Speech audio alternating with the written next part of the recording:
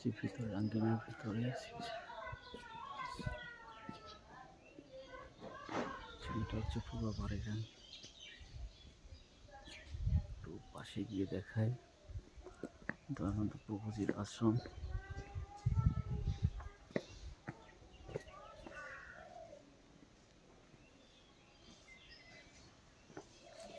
বাড়ির পুকুর, মন্দির,